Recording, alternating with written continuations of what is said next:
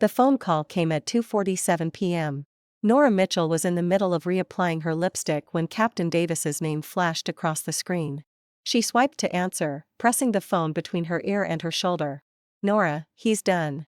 The handoff's happening right now. He's been cleared, and the department's giving him extended leave, said he needs time to decompress after 10 years under."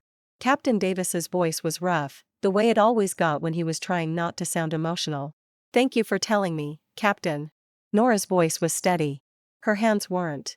She ended the call and stared at her reflection in the visor mirror. 10 years. She was 20 when Ethan left. Just 20. Captain Davis always forgot that. He still talked to her like she was the same girl who used to trail after him at the precinct, begging for the hard candy he kept in his desk drawer. But she wasn't that girl anymore. She was 30. She'd lived an entire decade without him. And now he was coming home. She ran a finger under her eyes. The dark circles were worse than she thought. She'd barely slept last night, too wired, too anxious, too desperate for everything to be perfect. The lipstick was too dark. The blush looked patchy under the fluorescent lights of the precinct parking garage. She reached for a tissue, wondering if she should just wipe it all off and start over. The door to the precinct swung open. Nora's body locked up before her brain even registered him. He was taller than she remembered. Broader in the shoulders, lean in the waist, years of living on the edge would do that to a man. His skin was weathered, darker, and there was a jagged scar slicing through his left eyebrow down toward his cheekbone. A new scar. One he'd never had the last time she saw him. "Ethan." His name came out strangled. He didn't look at her. Didn't even pause. "Move." He shoved past her, not gently, not the way Ethan Cole would have ever touched her. This was rough. Impatient. Like she was an obstacle in his path. Nora stumbled, caught herself against a concrete pillar, and stared after him as he bolted down the hallway toward the break room. Her heart was hammering so hard she thought it might crack a rib. Captain Davis jogged up beside her, breathless. "Nora, don't take it personal. The kid's still coming down from the op. He's got enough residual aggression to start a bar fight. Give him a day or two to." Davis stopped mid-sentence. Through the break room window, they could both see it. Ethan had his arms around a girl. She was small, shaking violently, her face buried in his chest. And Ethan's entire demeanor had shifted. The hard lines of his face had softened. His hand was cradling the back of her head, his mouth moving against her hair in low, soothing murmurs. Nora had never seen him look at anyone like that. Not even her. "Who is she?" Nora's voice was barely audible. Davis rubbed the back of his neck, his expression uncomfortable. "That's Mia. Victor Cross's daughter." Victor Cross. The name alone made Nora's stomach turn. The head of the syndicate Ethan had spent a decade infiltrating. Mia didn't know anything about her old man's business, Davis continued, quieter now. She was shipped off to Europe for school when she was 16. By the time she found out what her father really did, well, it broke something in her. And she's the reason Ethan made it out alive. She turned on her own father. "Helped us shut the whole operation down." He paused. "Problem is, she's unstable. Emotionally. The department doesn't know what to do with her. Can't charge her, she's a victim, technically. Can't just drop her on the street." Ethan volunteered to take responsibility. Nora didn't respond. She just turned and walked back to her car. The drive home was a blur. She'd spent the entire morning decorating. A handmade banner stretched across the living room wall. "Welcome home, Ethan." Beneath it, in her careful calligraphy, "Ready to fulfill your promise?" She'd been so proud of that banner. So sure it would make him smile. Now it just looked pathetic. Her phone buzzed. A text from Ethan, "Be there in 10. Need to talk about something." Something cold settled in her chest. The front door opened 20 minutes later. She heard the keypad beep. He still remembered the code. Of course he did. It had never changed. Her birthday. Always her birthday. "Nora," he said, stepping into the entryway. His eyes scanned the room, landing everywhere except on her face. "It's been a long time." His voice was different. Deeper, rougher. There was a guardedness to it that made her want to cry. "I kept the code," she said, because she didn't know what else to say. "Yeah. I figured." He shifted his weight, clearly uncomfortable. "Listen, about the house, Nolan brother? Can I come in?" The voice floated in from the hallway. Female. Sweet. Familiar in a way that made Nora's skin prickle. Ethan's entire face changed. The tension in his shoulders eased. "Yeah, Mia. Come on in. Mia stepped through the door. She was beautiful in that effortless, expensive way, honey blonde hair, wide doe eyes, a delicate frame that looked like it might shatter if you breathed on it too hard. She was carrying a small suitcase and wearing a cream-colored sweater that probably cost more than Nora's rent. She looked around the apartment with open curiosity, her gaze landing on Nora last. So you're Nolan Brothers' fiancé, Mia said, tilting her head. Nora, right? Nolan brother. Nora's knees nearly gave out. Ethan had used a fake identity for the op. Ethan Nolan. She remembered the day he told her. They were sitting on this very couch, and he'd grinned at her, that lopsided smile she used to love. I'm going in as Ethan Nolan. You know why? Why? Because every time someone calls me Nolan, I'll think of you. Nora. It'll keep me sharp. Remind me there's something worth coming home to. Now this girl who had destroyed his cover, who had been the daughter of the man he was supposed to take down, was calling him Nolan brother like it was nothing. Mia, I told you, Ethan said, crouching down to help her with her shoes. Call her Nora. And you call me Ethan. Not Nolan. His tone was chiding, but there was no real heat behind it. It was the same voice he used to use when Nora left her coffee mug on the counter instead of putting it in the dishwasher. Affectionate exasperation. Mia pouted. But I've called you Nolan for 10 years. It's habit. Habits change, Ethan said, but he was smiling. Nora stood there, watching them, and felt something inside her fracture. Then Mia launched herself at Nora. It wasn't a hug. It was an attack. She slammed into Nora's shoulder, hard enough to send her stumbling backward. Nora's elbow cracked against the edge of the coffee table. White-hot pain shot up her arm. Ow, she's a bad woman. Mia shrieked, pointing at Nora. She wants to take Nolan brother away from me. She's trying to steal him. Mia, stop, Ethan grabbed Mia's arm, pulling her back. She's not stealing anyone. Calm down. You're choosing her over me? Mia's eyes filled with tears instantly. I don't have a father anymore, Nolan brother. I can't lose you too. She's mean to me, enough. Nora's voice cut through the apartment like a blade. She straightened up, ignoring the throbbing in her elbow. She walked to Mia. Slowly. Deliberately. And then she slapped her. The sound cracked through the room like a gunshot. Nobody taught you, Nora said, her voice deadly calm, that when you're a guest in someone else's home, you don't put your hands on the host. Mia's cheek was already reddening. She gasped, her mouth opening in a perfect O of shock. Ethan moved before Nora could blink. He stepped between them, his body angled protectively in front of Mia. His eyes, those eyes she'd dreamed about for 10 years, were blazing with fury. Are you insane? He roared. She just lost her entire family. She's traumatized.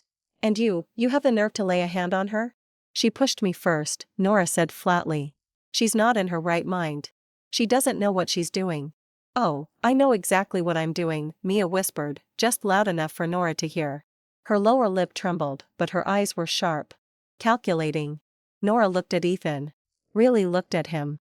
The man she'd waited for. The man who'd promised to come back. The man who'd put a ring on her finger and sworn he'd never take it off. And he was standing between her and another woman. Protecting that woman. From her. Get out, Nora said. Nora, don't be like this, I said get out. She grabbed Mia's suitcase, wrenched it toward the door, and threw it into the hallway. Then she grabbed Ethan's duffel bag and did the same. Nora, he reached for her. She stepped back. You want to take care of her? Fine. Go do it somewhere else. This is my home. You don't get to bring your guilt trip here and call it love. She has nowhere else to go. Then find her a hotel. Find her a shelter. Find her a goddamn bus station. I don't care. But she's not staying here.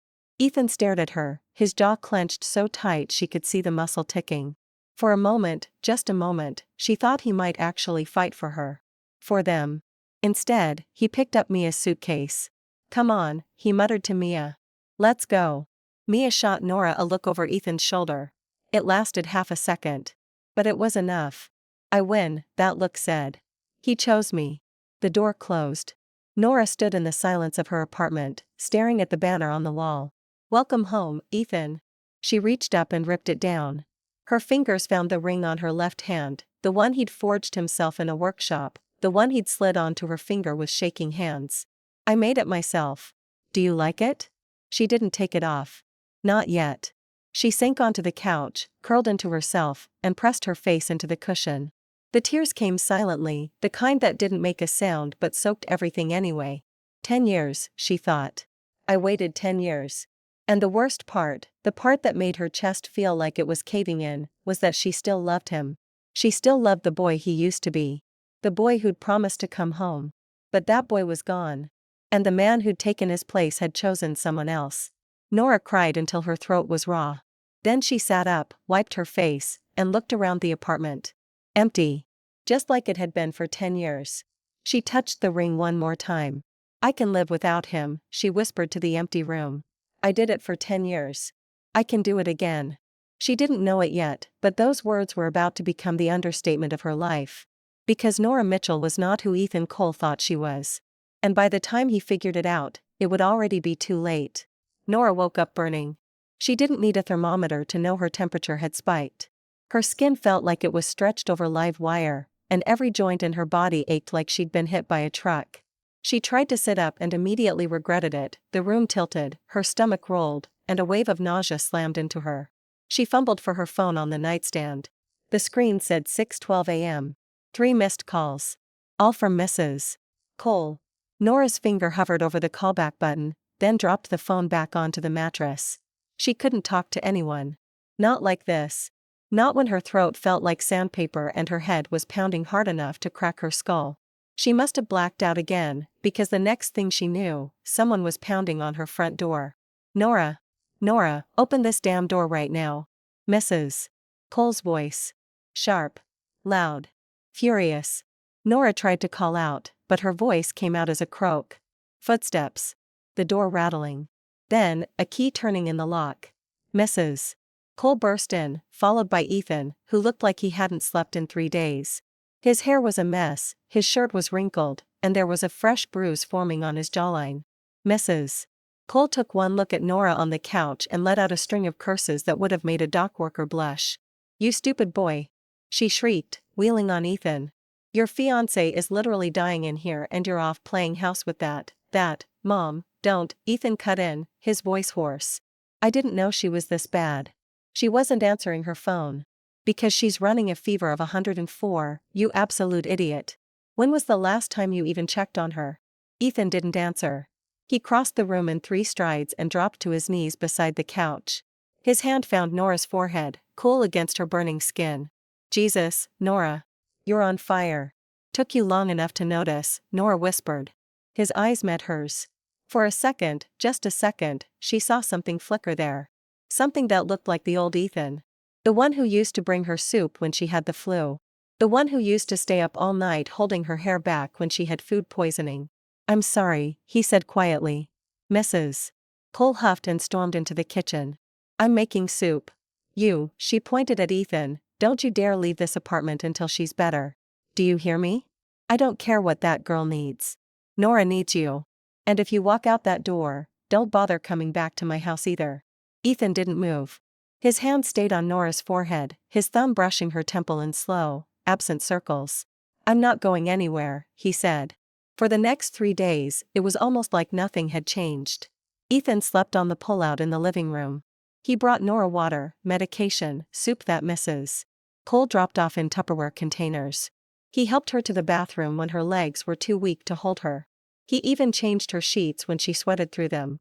On the second night, Nora woke up to find him sitting on the edge of the bed, watching her. You've lost weight, he said softly. Too much. I've been fine on my own for 10 years, Nora murmured. I didn't exactly stop living when you left. I know. His voice was rough. I know you didn't. That's what kills me. She wanted to ask him what that meant. She wanted to ask him 1,000 things. But her body was still weak, and his hand was warm on hers, and for the first time in days, she felt safe. So she did the one thing she promised herself she wouldn't do. She reached for him. Ethan stiffened for a heartbeat. Then he exhaled, slow and shaky, and slid onto the bed beside her. His arm came around her waist, careful, like she might break.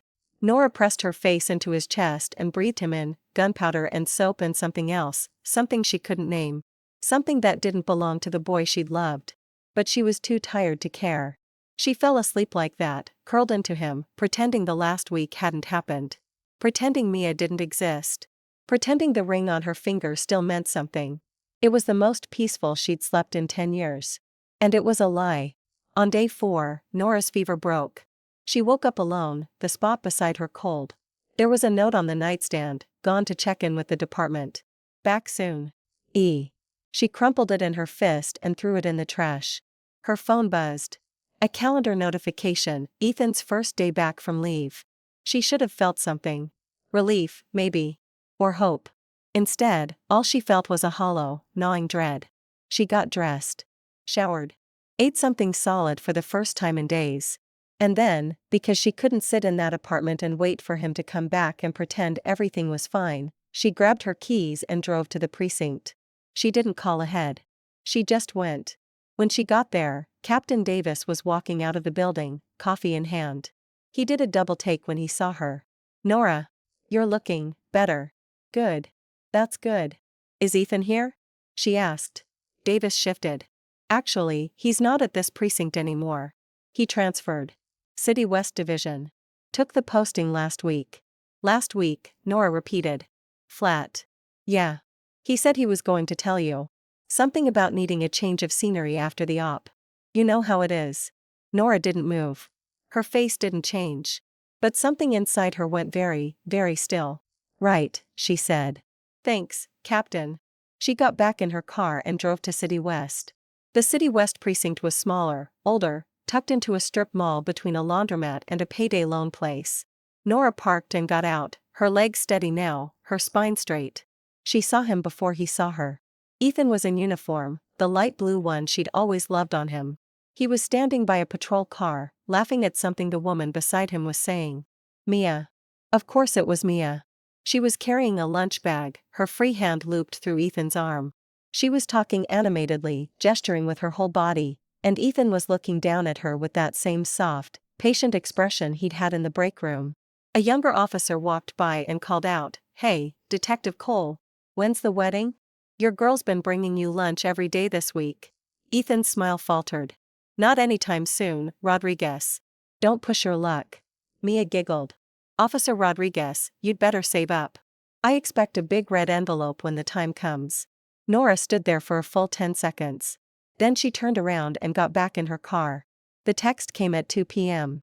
"Can we meet? There's a place on 5th and Main. The Roastery. 3 p.m. Nora stared at it. She almost didn't go. But some stubborn, angry part of her that refused to be the one who walked away, made her drive across town. The Roastery was the kind of place that didn't put prices on the menu. The barista greeted Mia by name when Nora walked in. Mia was already seated by the window, a cappuccino in front of her.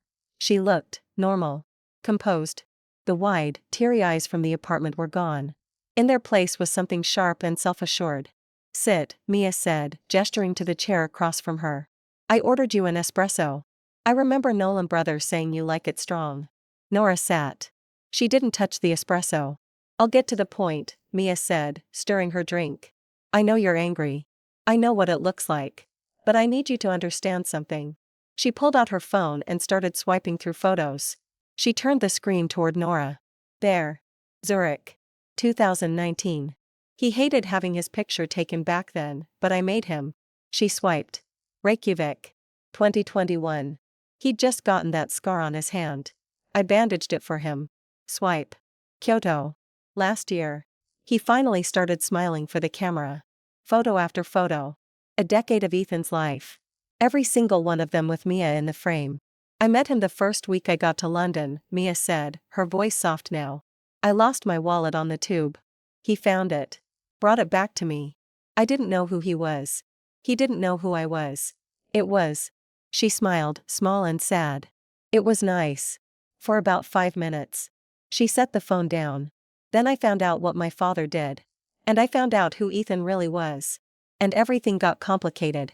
Nora said nothing. "My father is dead," Mia continued. "He deserved it. I know that. I turned him in. I helped put him away. But I also lost everything. My family. My name. My future. All I have left is Nolan brother. And I can't," her voice cracked. "I can't lose him too." She reached across the table, her hand hovering over Nora's. "Please. You have your whole life ahead of you. You're strong. You're capable. You don't need him the way I do." Just, let me have this. Let me have him. Nora looked at Mia's hand. Then at her face. Then at the photos still glowing on the phone screen. You know what's funny? Nora said, her voice quiet. You're sitting here asking me to be sympathetic. To feel sorry for you. But you have no idea what sympathy actually looks like. Mia blinked. You're drinking a $30 coffee in a place that turns away people who can't pronounce single origin. That's the privilege your father bought you. The same father whose organization destroyed lives. The same father whose money paid for every one of those trips you just showed me. Nora leaned forward. You know what I was doing while you and Ethan were in Zurich? I was working 2 jobs to pay rent on an apartment that was falling apart. I was going to bed alone every night wondering if the man I loved was dead in a ditch somewhere. I was saving articles about his case in a folder on my computer because it was the only way I could feel close to him. She stood up. You don't get to ask me for sympathy, Mia.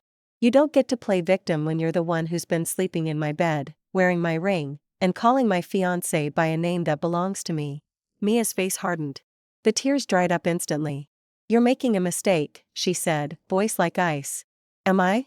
You think he's going to choose you? After everything I gave up for him? After everything I did for him? I think, Nora said, that you're about to find out exactly who he chooses when he doesn't have a choice to make. She walked out. The phone rang at 4:15 p.m. Nora answered on the 3rd ring.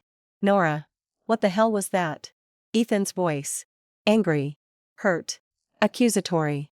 I don't know what you're talking about, Ethan. Mia. Mia called me crying. She said you ambushed her. That you said horrible things. That you, he exhaled sharply. Do you have any idea what she's been through? She's fragile right now. She doesn't need your judgment. She's not fragile, Ethan. She's manipulative. And you're too blinded by guilt to see it. Don't do this. Don't turn this into something it's not. Mia needs help. She needs someone to care about her. Is it so wrong that I want to be that person? Not wrong at all, Nora said. Just don't pretend you're doing it for her. You're doing it because it makes you feel better about what you had to do to take down her father. Silence on the line. You don't know what you're talking about, Ethan said, but his voice had lost some of its edge. I know exactly what I'm talking about. And I know this, you chose her. Over me. Over us. You chose her the second you walked into my apartment with her suitcase. And I'm done pretending that doesn't matter. You're being unreasonable, I'm being done. She hung up. He called back 7 times. She blocked him. The door opened at 6:30 p.m. Nora didn't look up from the couch. She heard his footsteps, heavy and familiar. She heard him stop in the middle of the living room. Nora. We need to talk. We've said everything already. Bullshit. He moved into her line of sight. His face was drawn, his eyes bloodshot. You don't get to just throw me out and then hang up on me and block me. We have 10 years. You don't throw that away over a misunderstanding.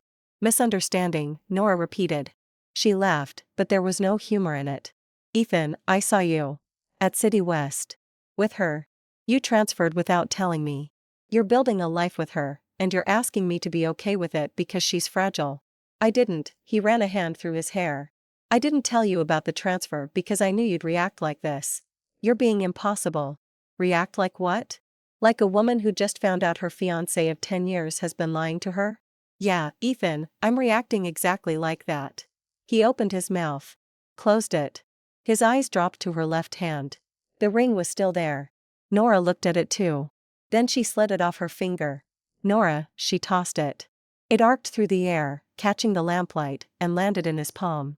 Ethan stared at it like it had burned him. Since she wants everything, Nora said, her voice flat, let her have it. Nora, please, his phone rang. He didn't want to look at it.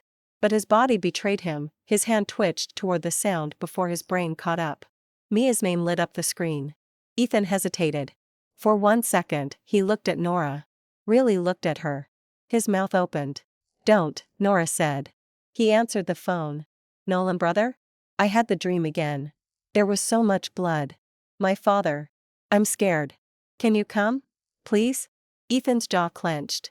He looked at Nora one last time. I'll be right there, he said into the phone. He ended the call. The ring was still in his hand. Nora, go, she said. He left. The door closed behind him. Nora sat in the silence, her left hand bare for the first time in 10 years.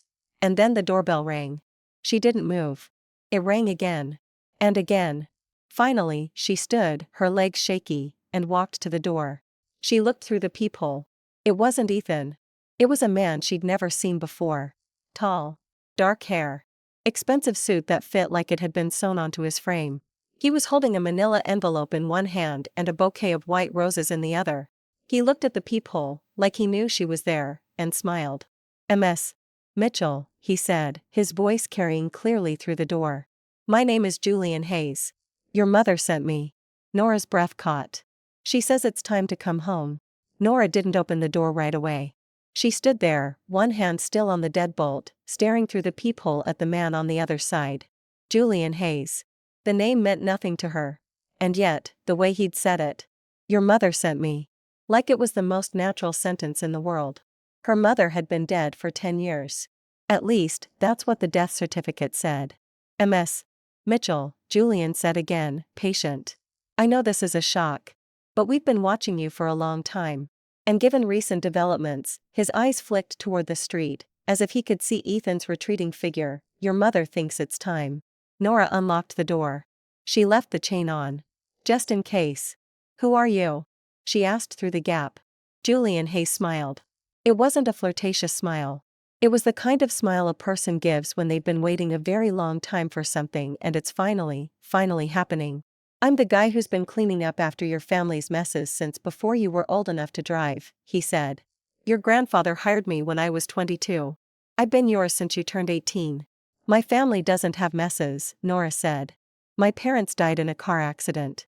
My father was a mid-level investigator. My mother was a teacher. There is no family to have messes." Julian's smile didn't waver. He reached into his jacket and pulled out a leather wallet. He flipped it open and slid a card through the gap in the door. Nora looked down. The card was black. No logo. Just embossed silver lettering, "Julian Hayes, Chief of Global Operations, Mitchell Holdings." Below that, a phone number. And a single line in small print, "Authorization Code, NM 1996. Her birthday. In her mother's handwriting. She'd seen that script 1,000 times, on birthday cards, on grocery lists, on the margins of books her mother used to read. Nora's hand shook. She unlatched the chain. They sat at the kitchen table. Julian placed the manila envelope between them and slid it toward her. "Open it," he said. Nora opened it. Inside was a passport. Not hers, a second one, in the same name, with a different issue date. There were bank statements. Property deeds. A stock portfolio worth more than she'd made in her entire career. And a photograph, her parents, younger, standing in front of a villa she didn't recognize. Her mother was laughing. Her father had his arm around her waist. "They're alive," Julian said. Not a question. A statement. Nora's throat closed. "That's not possible. Your father made a lot of enemies. One of them was Victor Cross. Your father wasn't just a mid-level investigator, Nora. He was undercover, deep cover, tracking Cross's international network. When Cross found out who he was, he put a hit out on the entire family. Your parents faked their deaths to buy you time. To keep you safe." Julian leaned forward. "They'd been in Switzerland for 8 years. Your mother's been trying to reach out for the last 6 months. I told her to wait. I told her you needed to make your own choices. But after what happened this week..." He gestured vaguely at the apartment. "She's done waiting." Nora stared at the passport. Her own face stared back. But the name beneath the photo wasn't Nora Mitchell. It was Eleanor Mitchell. Her full name. The one her mother had whispered to her on the night of the funeral, the one she'd never used again. "I don't understand," Nora said. Her voice was hollow. "If they're alive, why didn't they come back?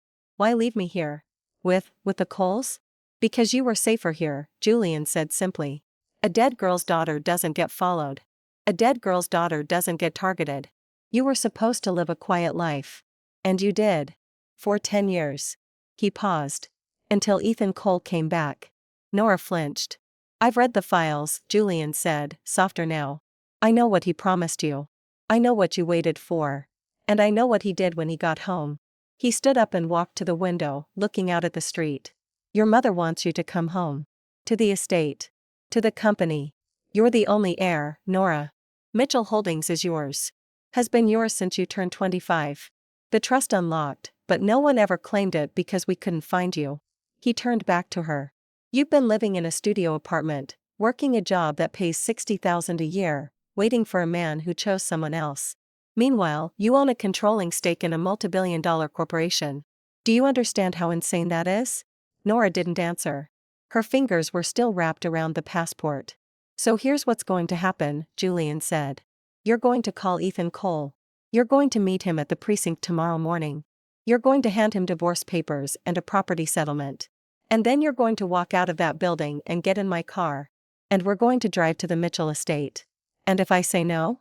Julian looked at her for a long moment. Then I'll leave, he said. And your mother will keep waiting.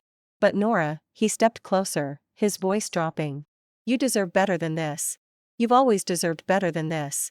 The only question is whether you're finally ready to take it. She called Ethan at 9 a.m. the next morning. He answered on the first ring. Nora? God, I've been trying to reach you since last night. I went by your place but, meet me at your precinct, she said. 15 minutes. We need to talk. Nora, I'm sorry about last night. I shouldn't have left. Mia was really upset, and I didn't know what else to do. But we can figure this out. Can we just sit down and, 15 minutes, Ethan? Don't be late. She hung up. The precinct was busier than usual. Officers coming and going, phones ringing, the smell of bad coffee and older carpet. Nora walked in like she owned the place, because she was starting to realize she probably owned the building. Captain Davis was at the front desk. He did a double take when he saw her. Nora? Everything okay? I heard about the transfer situation, and I wanted to talk to you about, Captain, is there a conference room available? She asked. I need to speak with Ethan. Privately. Davis frowned but nodded toward the back. Room 3B. It's empty. Ethan was already there when she arrived. He looked like he hadn't slept. His uniform was rumpled, his hair was a mess, and there were dark circles under his eyes. Nora, he said, standing. Look, about last night, she set a manila folder on the table. I want you to read this, she said. He sat down. Opened the folder. His face went through 3 distinct colors in the span of 10 seconds, pink, white, and a sickly gray-green. What is this? He stammered. It's a divorce agreement, Nora said. And a property settlement. The apartment is in my name. The car is in my name. The savings account we opened together has my name as primary. You're walking away with your pension and your personal belongings. That's it. This is insane, Ethan said. His voice was rising. Nora, we're not even married yet. We don't need a divorce. We need to talk. You're right, Nora said. We're not married. Which makes this a lot simpler. No judge. No court date. Just you signing this and walking away. I'm not signing anything. He shoved the folder across the table. What the hell is going on with you? You're acting like a completely different person. Maybe I am, Nora said. The door opened. Julian walked in. He was carrying a leather briefcase and wearing a charcoal suit that probably cost more than Ethan's annual salary. He nodded at Nora, then looked at Ethan with the kind of polite disinterest a person reserves for a bug on the windshield. Mr. Cole, Julian said. I'm Julian Hayes. Legal counsel for MS. Mitchell and the Mitchell estate. Ethan's head snapped toward Nora. Mitchell estate? What the hell is he talking about? My full name is Eleanor Mitchell, Nora said. My father was Robert Mitchell. My mother is Catherine Mitchell. Mitchell Holdings. The company. The estate. The trust. All of it. It's mine. Ethan stared at her like she'd grown a second head. You're joking. This is some kind of stunt. To get back at me. Because of Mia. It's not a stunt, Julian said, sliding a document across the table. Here's the trust certification. Here's the property deed for the apartment, purchased in MS. Mitchell's name 8 years ago with funds from the trust. Here's the title for the car. And here, he pulled out a slim folder and opened it. Is something I think you'll find particularly interesting. He pressed play on his phone. A voice filled the room. Female. Young. Familiar. And then he actually believed I was having a panic attack. I mean, come on. It's not that hard to fake a tremor. You just have to breathe fast enough and look scared. Nolan brother ate it up. Mia's voice. You're so good at this, a second voice said. What about the crying? That looked real. Tears are easy. Onion juice. Or just think about how much money Daddy left me. That'll get the waterworks going. And he really thinks you're traumatized? Completely. He feels so guilty about taking down my father that he'll do anything I ask. It's almost sad. I mean, he's a cop. You'd think he'd be smarter than that. The recording stopped. Ethan's face was the color of bone. That's taken out of context, he said. His voice was barely above a whisper. She was joking. She was manipulating you, Nora said. And you let her. Because it was easier than facing what you actually did. I didn't. He looked at Julian, then back at Nora. Nora, please. This isn't you. You're not this person. You're kind. You're forgiving. I'm done being those things for you, Nora said. She stood up. Sign the papers, Ethan. Or don't. It doesn't matter. The apartment is mine. The car is mine. The life I built without you for 10 years is mine. You don't get to take any of it. Not even the memories. She walked to the door. Nora, Ethan called after her. His voice cracked. Please. Don't do this. I love you. I've always loved you. Mia was a mistake. A complication. But you're everything. Nora paused. Her hand on the doorknob. Then you should have come home to me, she said. Not to her. She opened the door. Julian was already in the hallway, holding Nora's coat. He helped her into it, his hand steady, his touch careful. Then he looked back at Ethan, still sitting at the table, still staring at the folder like it might bite him. Mr. Cole, Julian said. For what it's worth, she waited a very long time for you. Longer than you deserved. Don't make her regret walking away. Then he turned and followed Nora out. Captain Davis was standing in the hallway, having clearly overheard at least part of the conversation. His mouth was hanging open. Nora, he said. The Mitchell estate. As in I own the building you're standing in, Nora said. She didn't say it cruelly. Just matter of fact. Don't worry, Captain. Your lease is safe. She walked out of the precinct, Julian beside her, and didn't look back. Not once. They got into a black sedan parked at the curb. Julian slid behind the wheel. Nora settled into the passenger seat, staring straight ahead. Where are we going? She asked. Your mother's estate, Julian said. He started the engine. She's been waiting a long time to meet the woman you've become. Nora looked out the window as the city rolled past. Behind them, at the precinct doors, a figure emerged. Ethan. Standing there. Watching the car disappear down the street. For the first time in 10 years, Nora Mitchell didn't look back. And for the first time in his life, Ethan Cole felt what it was like to lose something he'd never truly appreciated until it was gone. The post went up at 6:14 a.m. Mia Cross. Verified account. 847,000 followers. I never wanted to do this publicly. But when a powerful family decides to bury you, you have no choice but to speak. I'm just a girl who lost everything, my father, my home, my safety. And now the Mitchell estate wants to erase me. I only ever asked for kindness. Is that so much to ask? She attached screenshots. A blurry photo of Nora at the precinct, looking cold and arrogant. A screenshot of a text Mia claimed Nora sent her, stay away from what's mine. A picture of Ethan in his uniform, cropped so he looked like he was standing alone, with the caption, the man I loved. The man they're taking from me. By 8 a.m. It had 40,000 retweets. By 10 a.m. It was on every gossip blog in the country.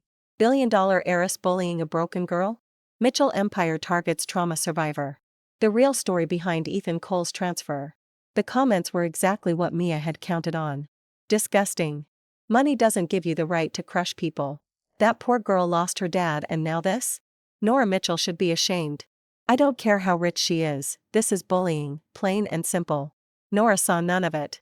She was in a car heading north, her phone in Julian's briefcase, her old life shrinking in the rearview mirror. The Mitchell estate sat on 200 acres outside the city. Nora had expected something gaudy, gold faucets, marble everything. Instead, it was quiet. Understated. The kind of wealth that didn't need to announce itself. Her mother was waiting in the foyer. Catherine Mitchell hadn't aged a day in 10 years. Same silver blonde hair, same sharp green eyes, same posture that made her look like she was always about to walk into a boardroom and dismantle someone's career. Eleanor, she said. Nora's real name. The one she hadn't heard spoken aloud in a decade. She crossed the marble floor and hugged her mother. It was awkward at first, 10 years of absence doesn't disappear in a single embrace, but then Catherine's arms tightened, and Nora felt something in her chest unclench. I'm sorry, Catherine whispered. I'm so sorry we left you. But you're here now. That's all that matters. They sat in the library. Julian brought coffee. Catherine explained everything, the hit on the family, the faked deaths, the years in hiding, the trust that had been quietly growing in Nora's name while she lived in a studio apartment and ate ramen for dinner. Why didn't you tell me? Nora asked. When I turned 25, why didn't you reach out? Because you were happy, Catherine said. Or at least, I thought you were. You were building a life. You had Ethan. I didn't want to disrupt that. But when Julian told me what happened when he came home, she trailed off, her jaw tight. I should have come for you sooner. It's fine, Nora said. It's done. But it wasn't fine. And they both knew it. Julian found her on the terrace that evening. He was holding a tablet. We need to talk about Mia Cross, he said. Nora didn't look up from her coffee. What about her? She's been busy. He handed her the tablet. Nora read the post. Then the comments. Then the articles. Her expression didn't change. She's good, Nora said. Really good. The just a girl angle. The cropped photo. The sob story. She knows exactly what she's doing. She studied drama at the Royal Academy in London, Julian said. Her father sent her there to keep her away from the business. She graduated with honors in performance arts. The girl could convince a jury the sky is purple. So what's the play? Nora asked. We can't just ignore her. She's painting me as a monster. We don't ignore her, Julian said. We end her. He sat down across from her. I've spent the last 3 days pulling everything I can on Mia Cross. Her financial records. Her academic transcripts. Her social media archives. Her father's asset ledger. And, he tapped the tablet. Every conversation she's had on encrypted messaging apps for the past 2 years. You hacked her? I prefer the term digital reconnaissance. Julian's mouth twitched. Your grandfather taught me never to go into a fight without a full dossier. What did you find? Julian leaned back. Mia Cross is not a victim. She's an heiress. Her father funneled over $12 million into offshore accounts under her name between 2018 and 2023. She knew exactly what he did. She just didn't care, because the money kept coming. He slid a second document toward her. And this is the best part. 3 weeks ago, she told a friend, verbatim, Nolan brother is useful. He feels guilty, so he'll do whatever I ask. It's almost too easy. Nora stared at the transcript. She's been playing him, Julian said. From day one. And he's been letting her. Because it's easier for him to be her savior than it is for him to come home to you. Nora set the tablet down. Her hands were steady. Her voice was steady. But something inside her had gone very, very cold. Set up a press conference, she said. Global. Live streamed. I want every major outlet there. Julian smiled. Already done. Tomorrow, 2 p.m. The Grand Ballroom at the Hilton. How did you? I work fast, Miss Mitchell. He stood. Get some sleep. You're going to need it. The ballroom was packed. 200 reporters. Every major network. Every gossip site. Every business publication.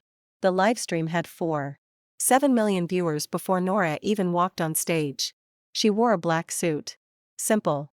Sharp. Her hair was pulled back. No jewelry. No ring. She sat at the center table, Julian flanking her left, her mother on her right. A wall of screens behind them displayed the Mitchell Holdings logo. Good afternoon, Nora said. Her voice carried. Clear. Confident. My name is Eleanor Mitchell. Some of you may know me as Nora. Others may know me as the woman Mia Cross has been calling a bully for the past 24 hours. She didn't pause for questions. She didn't need to. Let me be clear about something. I am not a bully. I am not a victim. And I am certainly not the villain in Mia Cross's story. She nodded at Julian. He pressed a button on the remote. The first screen lit up. A bank statement. Mia Cross. Offshore account. $12. 4 million. Mia Cross has claimed she's a broken girl who lost everything. What she hasn't mentioned is that she inherited $12 million from her father's criminal enterprise. Money she's been spending freely while posing as a trauma survivor. Murmurs rippled through the room. Second screen. A transcript. Mia's messages to her friend, Emma, dated 3 weeks ago. Nolan brother is useful. He feels guilty, so he'll do whatever I ask. I don't even have to try that hard. He's so desperate to make up for taking down my dad that he'll believe anything I say. Nora Mitchell? Please. She's just the girl he left behind. She doesn't stand a chance. Gasps. Someone in the back shouted a question. Nora held up a hand. There's more. Third screen. A video. Mia, sitting in a cafe, the same roastery from their meeting. She was on the phone, laughing. Oh my God, Emma, you should have seen her face. She actually thought I was crying. Like, real crying. I had to pinch my thigh under the table to get the tears going. It was hilarious. The room went dead silent. Mia Cross, Nora said, her voice like steel, is not traumatized. She is not fragile. She is not a victim. She is a manipulator who has spent the last week exploiting a man's guilt to insert herself into a life that was never hers to begin with. She stood. And for the record, the text message she posted as evidence that I threatened her? It's fake. I never sent it. You're welcome to subpoena my phone records. You'll find nothing. She turned to Julian. He handed her a final folder. This, Nora said, holding it up, contains a full accounting of Victor Cross's criminal enterprise, including the names of every individual who benefited from his operations. Mia Cross is named as a recipient of illicit funds. This has been forwarded to the IRS, the FBI, and Interpol. She looked directly into the cameras. Mia, if you're watching this, enjoy your freedom while it lasts. Because when the investigators come knocking, you won't have Ethan Cole to hide behind. You'll have no one. The room erupted. Reporters shouting over each other. Flashes going off. Julian leaned in close, his voice low. You're done. She's finished. But then, the doors at the back of the ballroom burst open. Mia stormed in. Her hair was wild, her makeup was smeared, and she was wearing the same cream sweater from the day she'd walked into Nora's apartment. Security moved to intercept her, but she dodged them, shoving her way through the crowd. Liar! She screamed. You're the liar! She reached the front of the room, chest heaving, eyes wild. You think you're so much better than me? You think your money makes you right? I loved him. I loved him. And you just want to own everything. Even him. Security, Nora said, her voice never rising. Please escort Ms. Cross out. Mia wasn't done. She lunged forward, grabbing the edge of the table. Julian moved, fast, placing himself between her and Nora. Mia's eyes locked on the remote in Julian's hand. She snatched at it. Julian didn't let go. But the button got pressed. The final screen lit up. Audio. Raw. Unedited. Mia's voice, from a different conversation. One she'd never known was recorded. Nolan brother? He's just a dog my father trained. Loyal. Stupid.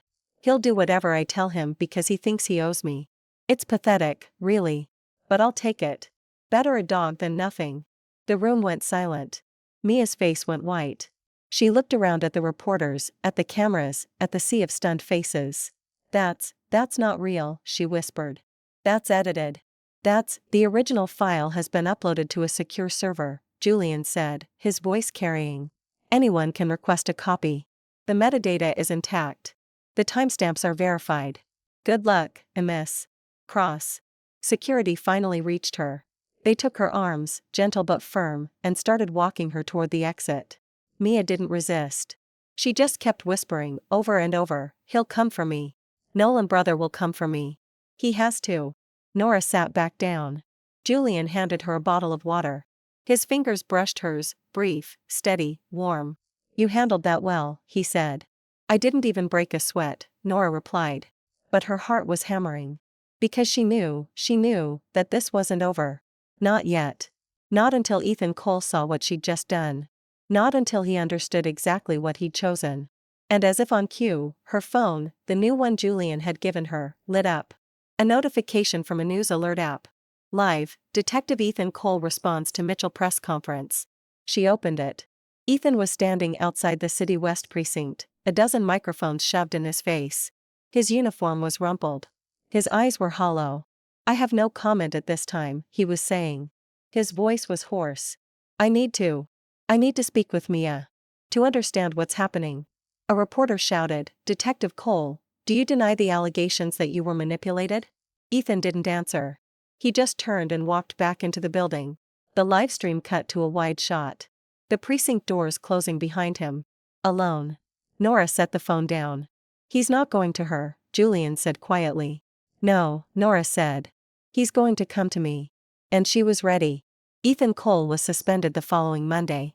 Internal Affairs opened an investigation into his relationship with Mia Cross, citing conflict of interest and potential compromise of an active investigation. Captain Davis called Nora personally, his voice heavy with exhaustion. Nora, I don't know how to fix this. The department's in damage control mode, and Ethan's not helping. He won't give a statement. He won't cooperate. He just keeps saying he needs to make things right. With Mia? Nora asked. With you, Davis said. He's been talking about you nonstop. About how he messed up. About how he needs to see you. Nora hung up without responding. He started showing up on Tuesday. First at the Mitchell estate gates. The security team turned him away.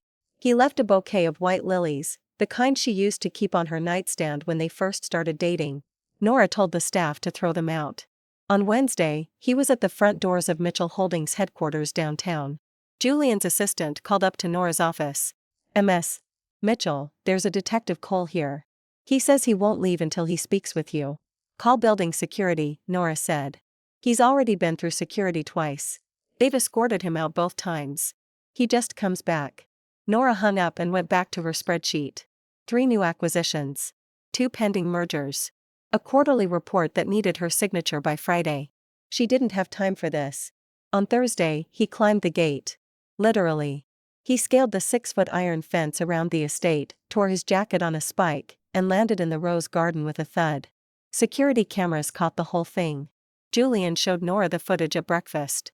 Impressive athleticism, Julian said, sipping his coffee. Terrible decision-making. Make him leave, Nora said. He's already gone. The guards threw him out. But he left something.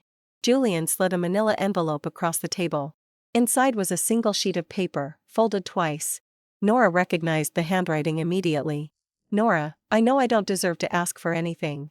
But please. Just 10 minutes. One conversation. I'll wait outside the gates every day until you say yes. She folded it back up and dropped it in the trash. Meanwhile, Nora Mitchell was becoming a household name. By Friday, the business press had caught up. Forbes ran a profile, the heiress no one knew, Eleanor Mitchell takes the helm at Mitchell Holdings. Bloomberg followed with, Mitchell's quiet power play, new CEO delivers 3 major deals in first month. The deals were real. Nora had spent the last week in back-to-back meetings, negotiating the acquisition of a logistics firm, a joint venture with a European tech company, and a strategic partnership with a renewable energy startup. She'd slept 4 hours a night, max. And she'd loved every second of it. On Friday evening, Julian knocked on her office door. You're still here, he said. So are you, Nora replied. He walked in, carrying 2 takeout containers. You haven't eaten since breakfast. I brought food. I'm not hungry. You said that at noon. Then you had 3 espressos and a protein bar. That's not a meal, Nora. She looked up at him. Julian Hayes, in another perfectly tailored suit, holding Chinese takeout like it was the most natural thing in the world. He'd been there every day this week. In every meeting. Every negotiation. Every late-night spreadsheet session. Never complaining. Never pushing. Just, there. Thank you, she said quietly. He set the containers on her desk and pulled up a chair. Eat. Then we'll go over the Henderson contract. She ate. He watched her, not in a creepy way, in the way a person watches someone they've been tasked with protecting. Like he was cataloging every bite. You don't have to do that, Nora said around a mouthful of rice. Do what? Watch me like I'm going to break. Julian's expression shifted. Something softer. I don't think you're going to break, Nora. I think you're the strongest person I've ever met. But that doesn't mean you don't need someone to make sure you eat. Her chest tightened. She looked away. The charity gala was on Saturday night. Mitchell Holdings was the title sponsor. The event was black tie, held at the Grand Plaza Hotel. Nora wore a deep emerald gown, sleeveless, fitted, the kind of dress that made people stop and stare. Julian arrived to pick her up at exactly 7 p.m. He looked different. Not in a suit, he was always in a suit. But this one was darker, sharper, and he'd left the top button of his shirt undone. No tie. Just the collar, open, and the hint of a scar along his collarbone that Nora had never noticed before. Ready? He asked. Ready. The gala was packed. 200 guests. Every major donor in the city. Nora moved through the room like she owned it, because she did. She shook hands, accepted compliments, deflected questions about Mia Cross with a single cool smile. Then, halfway through the cocktail hour, a man approached her. Brandon Walsh. 34. Heir to the Walsh real estate fortune. Drunk. Pansy. Nora Mitchell, he said, leaning in too close. I've been watching you all night. You're even more stunning in person than in those Forbes photos. Mr. Walsh, Nora said, stepping back. It's nice to meet you. If you'll excuse me, my father's been trying to get a meeting with Mitchell Holdings for months. Maybe we could discuss it over dinner. Just the two of us. He reached for her arm. Julian appeared. 1 second he wasn't there. The next, he was between them, his hand wrapped around Brandon Walsh's wrist. Remove your hand, Julian said. His voice was calm. Deadly. Who the hell are you? Walsh slurred. I'm the man who's going to make sure you never set foot in this room again if you don't back off. Right. Now. Julian's grip tightened. Walsh's face went red. He yanked his hand back. You're insane, Walsh spat. Do you know who I am? I know exactly who you are, Julian said. And I know your father's company is carrying $30 million in bad debt. One phone call, and your stock drops 12 points by Monday morning. Want to test me? Walsh paled. He stumbled backward, muttering something about crazy people, and disappeared into the crowd. Julian turned to Nora. His expression was still hard, jaw clenched, eyes blazing. Then he looked at her, really looked at her, and something in his face softened. Are you okay? He asked. Nora's heart was pounding. Not from Walsh. From Julian. From the way he'd moved without hesitation. From the way he was looking at her like she was the only person in the room. I'm fine, she said. Her voice came out breathier than she intended. Julian stepped closer. Not touching her. Just, close. Close enough that she could smell his cologne, sandalwood and something darker. Good, he said. Because you're mine to protect. And I don't share. The words hung in the air between them. Mine. Nora's pulse spiked. She opened her mouth to say something, she didn't even know what, but before she could, a voice cut through the room like a knife. Nora. She turned. Ethan. He was standing by the entrance, still in his uniform. No jacket. No tie. His hair was a mess, his eyes were bloodshot, and he looked like he hadn't slept in a week. Ethan? Nora said. What are you doing here? I need to talk to you, he said. He was walking toward her now, pushing through the crowd. Please. Just 5 minutes. I've been trying to reach you for days. You won't answer my calls. You won't respond to my letters. Just, please. He stopped in front of her. His eyes dropped to Julian. Then back to Nora. Who is he? Ethan asked. His voice was low, tight. Julian Hayes, Julian said before Nora could answer. MS. Mitchell's fiancé. The word hit the room like a bomb. Fiancé. Nora's head snapped toward Julian. He didn't look at her. He kept his eyes on Ethan, his expression unreadable. You're lying, Ethan said. His voice was shaking. Nora, he's lying. You couldn't, I'm not lying, Detective Cole, Julian said.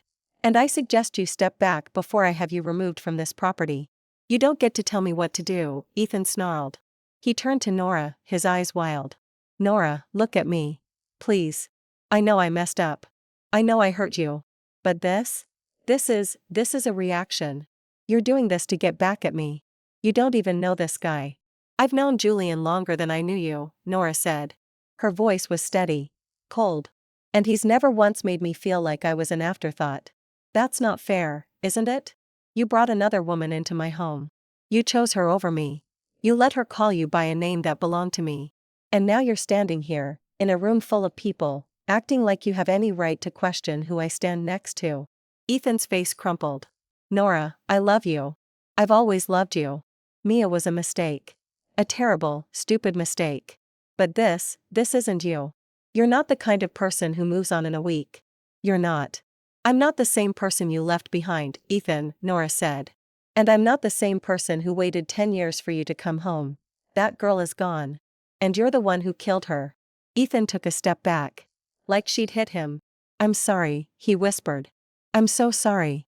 Sorry doesn't change anything, Nora said. It never did. It never will. She turned to Julian. Take me home. Julian offered his arm. Nora took it. They walked out of the ballroom together, leaving Ethan Cole standing alone in the center of a room full of strangers. That night, Nora couldn't sleep. She stood at her bedroom window, staring out at the estate grounds. The gates were visible from here, iron, tall, locked. She wondered if Ethan was still out there. If he was still waiting. Her phone buzzed. A text from an unknown number. "I saw you tonight. You looked beautiful. Like you always did. I just wanted to say, I'm sorry. For everything. E." Nora stared at it for a long time. Then she blocked the number. She turned off the light and climbed into bed. But just as she was drifting off, her phone buzzed again. Not a text this time. A notification. Package delivered. Front desk. She frowned. She hadn't ordered anything. She got up, pulled on a robe, and walked down to the front desk. The night guard handed her a small box. No return address. No label. Inside was a ring. Not the one she'd thrown at Ethan. A different one. Smaller. A simple silver band with a tiny engraving on the inside. N+E. Always. Nora's breath caught. She turned the box over. Taped to the bottom was a note. In Ethan's handwriting. "I never stopped wearing mine. I never stopped loving you. I just didn't know how to come home. E." Nora closed the box. She didn't cry. She didn't scream. She just walked to the safe in her closet, placed the box inside, and closed the door. Then she went back to bed. And for the first time since Ethan had walked back into her life, she dreamed of nothing at all. Julian found Nora in the study at 6 a.m. She was already at the desk, a fresh cup of coffee going cold beside a thick manila folder. "You're up early," Julian said. "Couldn't sleep." Nora didn't look up. "What's in the folder?" Julian walked over and placed a second folder on top of the first. "What you asked for. Everything on Victor Cross. And everything on Ethan." Nora opened it. The first page was a photograph. Her father. Robert Mitchell. A much younger version, maybe early 40s, standing outside a warehouse in Marseille. The timestamp read March 14, 2012. "Your father wasn't just tracking Cross's money," Julian said, leaning against the desk. "He was building a case against the entire network. Cross found out. He put the hit on your family himself, not because your father was an investigator, but because your father was close. Close enough to take down the whole operation." Nora's fingers tightened on the paper. And Ethan knew. It wasn't a question. Julian exhaled. Yes. He knew. He pulled up a chair. Ethan's handler during the op was a man named Garrett Voss. Voss kept detailed field logs. "I got my hands on every single one of them." He slid a transcript across the desk. Date, November 3, 2018. Subject, Nolan/Ethan, reports that Cross's daughter, Mia, has begun asking questions about her father's business. Subject advised to maintain cover and continue gathering intel through Mia. Subject expressed concern re emotional entanglement. Handler advised, use whatever works. She's the key. Date, April 22, 2020. Subject confirms Mia has accessed Cross's private servers. Subject used Mia's trust to extract location data on 3 secondary targets. Handler notes, good work. Keep her close. Date, September 15, 2022. Subject requests reassignment. Cites compromising personal boundaries. Handler denies. Note, you're too deep. Pulling you now burns the op. Stay the course. Nora read every line. Her face didn't change, but her knuckles went white. Ethan didn't fall for her, Julian said quietly. He was told to stay close. He was ordered to use her. And he did. Then why? Nora's voice cracked. She cleared her throat. Why did he bring her home? Why did he act like he was protecting her? If it was all an act, why keep it up after the op ended? Because the op didn't end clean, Julian said. Mia turned on her father, but she didn't walk away empty-handed. She kept the money. The offshore accounts. The assets. And Ethan knew where every dollar was. He needed her close to track it. To make sure the department could seize it. So he used her, Nora said flatly. Even after. Even when he came home to me. Yes. And he let me believe he loved her. Julian didn't answer. Nora stood up. She walked to the window, her back to Julian. All this time, she said. I thought he was weak. I thought he was manipulated. I thought he was just stupid. But he wasn't any of those things. He was calculating. He used her, and then he used me as the excuse to keep using her. He's not in love with her, Nora, Julian said. But he's not innocent either. He chose the job over you. Every single time. Nora turned around. Her eyes were dry. No tears. Just a cold, clear fury that made Julian straighten in his chair. Get me everything, she said. The full ledger. The account numbers. The transaction records. Every piece of evidence linking Mia to her father's assets. You're going to the authorities. I'm going to the International Criminal Court. This isn't just about me anymore. This is about my father. About every person Victor Cross hurt. Mia Cross is going to pay for what she benefited from. Julian nodded. I'll have the package ready by noon. Mia was arrested on Tuesday.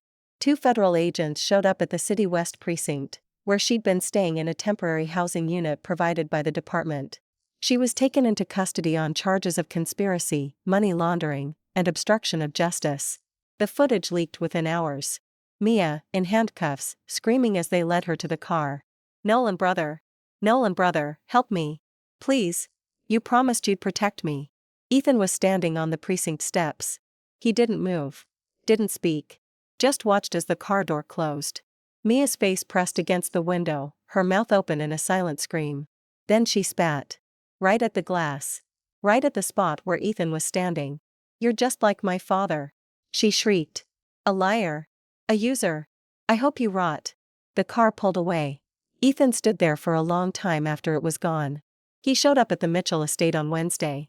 This time, he didn't climb the gate. He just stood there, in the rain, staring up at the house. His uniform was gone. He was wearing jeans and a hoodie, both soaked through. His hair was plastered to his forehead. His face was gaunt. Security called Nora. She told them to let him in. She met him at the front door. Julian was behind her, silent, watchful. Nora, Ethan said. His voice was raw. I heard about Mia. They arrested her. I know. She's saying things. About me. About the op. About your father. I know that too. Ethan's eyes searched her face. You did this. I didn't arrest her, Ethan. The federal government did. Based on evidence I provided. Evidence that's been sitting in your handler's files for years. He flinched. You went through my records. I went through everything. Nora stepped forward, into the rain, until she was standing a foot away from him. I know about Voss. I know about the handler's orders. I know you were told to use her. I know you kept using her after the op ended to track the money. Ethan's face went gray. You knew, Nora said.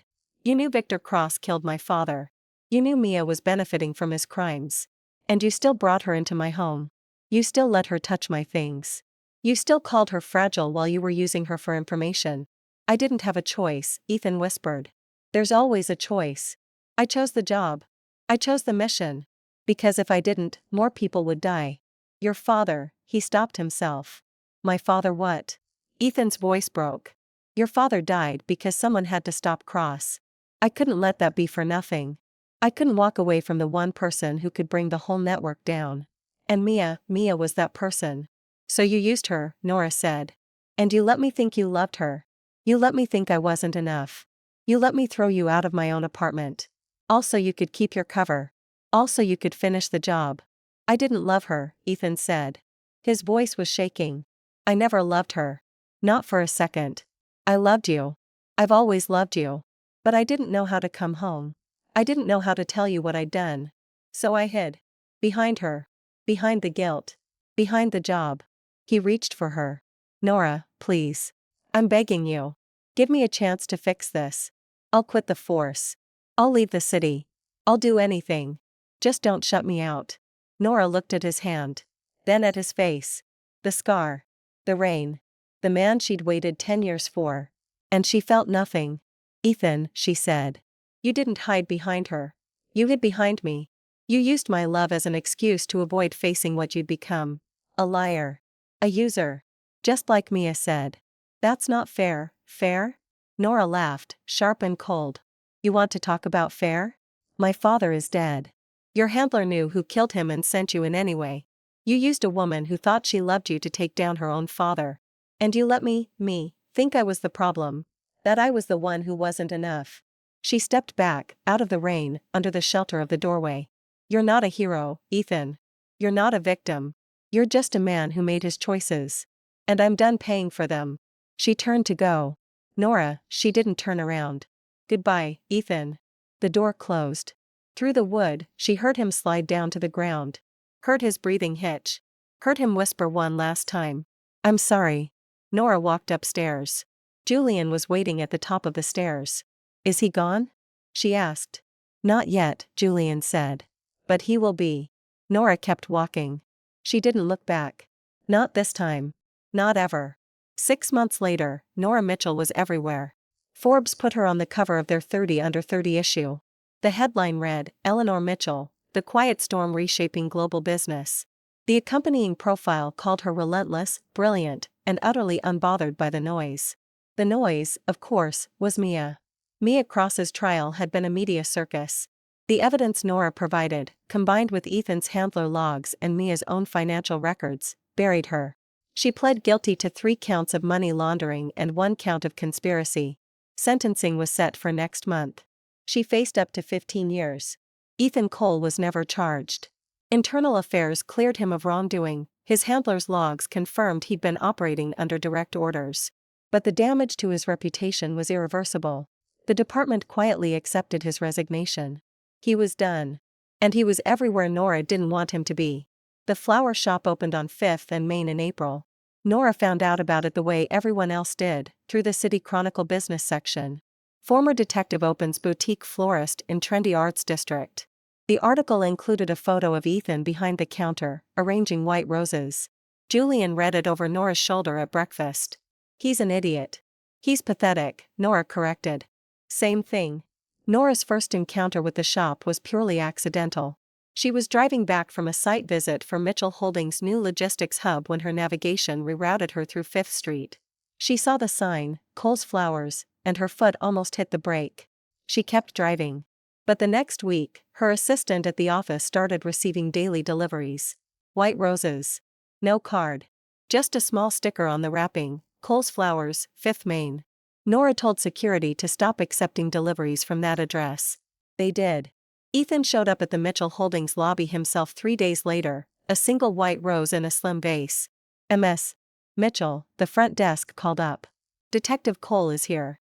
He says he has a delivery for you. Tell him to leave it at the desk, Nora said.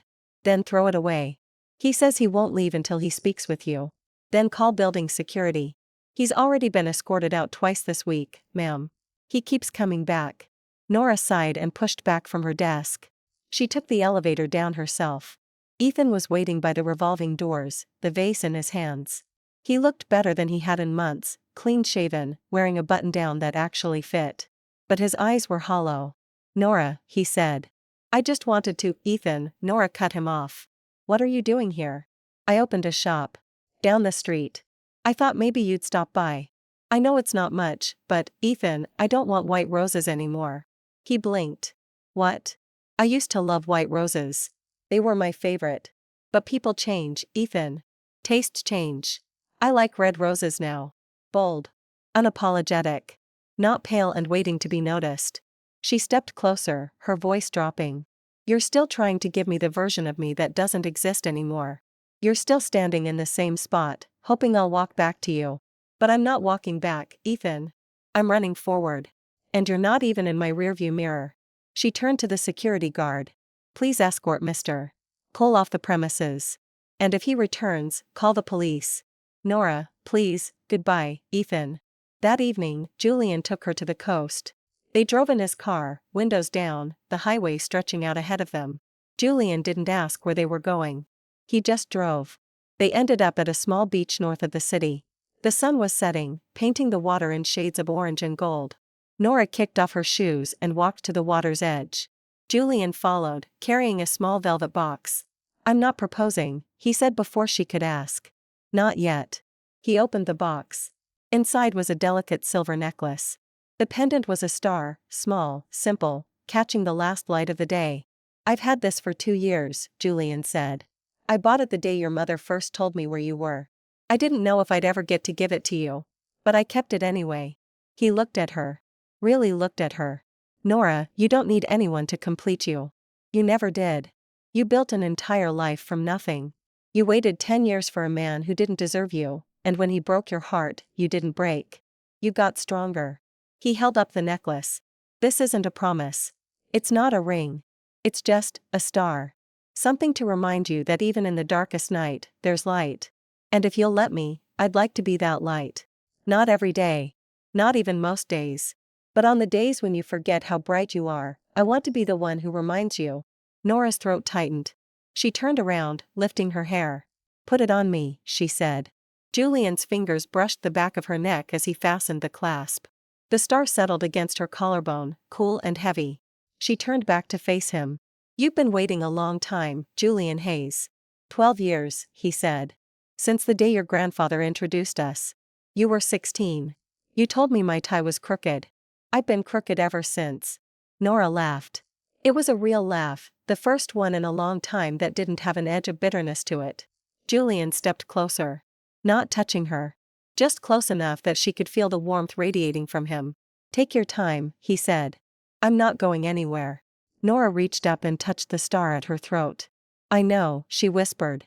Her phone buzzed as they walked back to the car. A text from an unknown number. She almost ignored it, but something made her look. I'm leaving the city tomorrow. I sold the shop. I'm going to a small town on the coast. Somewhere quiet. I just wanted you to know, I'm sorry. For everything. I'll always love you, Nora. But I know you don't love me back. You haven't for a long time. Goodbye. E. Nora read it twice. Then she deleted it. No reply. No closure. Just, gone. She slipped the phone back into her pocket and looked at Julian, who was holding the car door open for her. Ready? He asked. Ready, Nora said. She got in the car, and they drove away from the ocean, toward the city, toward whatever came next. The star at her throat caught the light one last time before the sun disappeared completely. 1 year later, the International Business Summit was held at the Metropolitan Convention Center. Nora was the youngest keynote speaker on the main stage. Her topic, trust, transparency, and the future of cross-border operations. She delivered it without notes, without slides, and without a single pause. The room of 500 executives gave her a standing ovation. Julian was in the front row. He didn't stand. He just sat there, watching her with a smile that could have powered the entire building. After the summit, he drove her to the Riverside Art Museum. Nora frowned when they pulled into the parking lot. Julian, what are we doing here? It's closed on Sundays. It's open today, he said, killing the engine. For exactly 1 hour. For exactly one person. He led her inside. The main gallery was empty, no guards, no staff, no other visitors. But the walls weren't bare. Every wall was covered in framed artwork. Sketches. Watercolors. Oil paintings. All of them signed in the same looping hand Nora hadn't seen in years. Her own. A charcoal sketch from when she was 12, a tree outside her bedroom window. A watercolor from college, the courtyard where she used to eat lunch alone. An oil painting she'd finished the week before Ethan left, a pair of hands, intertwined, that she'd never had the courage to show anyone. How did you? Her voice caught. Julian, these were in storage. My mother's house. I thought they were lost. I spent 2 years tracking them down, Julian said. Your mother helped. She kept every single piece you ever made. I just had to find them. He turned to face her. Then he dropped to one knee. Nora's breath stopped. He pulled out a ring. Not the star necklace, a ring. Platinum band, a single diamond cut in the shape of a star. Eleanor Mitchell, Julian said. His voice was steady, but his hands were shaking. I've been in love with you since you were 16 years old and told me my tie was crooked. I've spent 12 years protecting you, 10 years waiting for you to see me, and 2 years hoping you'd choose me. He looked up at her, his eyes bright. You don't need a ring to be whole. You don't need a man to be powerful. You don't need anything from me. But if you'll let me, I want to spend the rest of my life proving that you never have to do anything alone again. Marry me. Nora's hands flew to her mouth. Tears welled up, but she was smiling so hard it hurt. Yes, she said. Obviously, yes. Julian stood and slid the ring onto her finger. Then he kissed her, their first real kiss. It was slow, certain, and tasted like every promise he'd ever made. The photo went up at 9 p.m. that night. Julian's account. Verified. No caption. Just a picture of their hands, fingers interlaced, her new ring catching the light. The internet broke. Julian Hayes proposes to Nora Mitchell hit #1 worldwide within 20 minutes. The comments poured in, Oh my god, finally. She said yes. I'm crying. The way he looks at her? I can't. Best plot twist of the decade. Captain Davis commented, congratulations, kid. You deserve every bit of this happiness. Cole, well. He knows. Nora scrolled through the comments from her hotel suite that night, curled up against Julian's chest. She tapped on Davis's comment and zoomed in on the photo attached to his profile. It was Ethan. Standing in front of a small storefront in a coastal town 3 states away. A hand-painted sign above the door read, Cole Investigations, Missing Persons, Background Checks, Process Service. He was alone. The shop looked clean but empty. Is that? Julian peered at the screen. Yeah, Nora said softly. He's gone. Are you okay? Nora looked at the photo for a long moment. Then she locked the phone and set it face down on the nightstand. I'm perfect, she said. The wedding was held at the Mitchell estate in June. 200 guests. No press. No cameras. Just family, friends, and people who had earned their place there. Nora wore white. Julian wore a suit that made every woman in the room reconsider her life choices. Catherine Mitchell walked her daughter down the aisle, her chin high, her eyes bright. They wrote their own vows. Nora went first. I spent 10 years waiting for a man who never came home. I thought that was love, waiting. Being patient. Staying still. But the last year taught me something different. Love isn't waiting for someone to return. Love is building a life so full, so bright, that when the right person finally sees it, they know they've found something worth staying for. Julian Hayes, you've been staying for me since the day we met. Now I'm ready to stay, too. Julian's turn. He didn't look at the paper in his hand. He just looked at her. My mission was supposed to be simple, he said, his voice rough. Protect the Mitchell family. Watch over the daughter. Keep her safe. But somewhere along the way, the mission changed. You changed it. Because loving you was never part of the job description. It was never an assignment. It was just, inevitable. He squeezed her hands. So here's my new mission, Mrs. Hayes. One mission. For the rest of my life. Make sure you never have to wait for anything again. That night, after the last dance, after the cake, after the guests had gone home, Nora stepped out onto the balcony of the honeymoon suite. The air was warm. The stars were out. The star on her necklace caught the moonlight, and the star on her finger burned brighter than anything in the sky. Julian came up behind her, wrapping his arms around her waist. He rested his chin on her shoulder. Thinking about him? Julian asked quietly. Nora shook her head. Not even a little bit. She turned in his arms, looking up at him. The wind tonight, she said. It smells better than the wind 10 years ago. Better than the wind the day he left. Better than anything. Julian kissed her forehead. Every day from now on, he promised. Better than the last. Nora smiled. For the first time in her life, she wasn't waiting. She was home.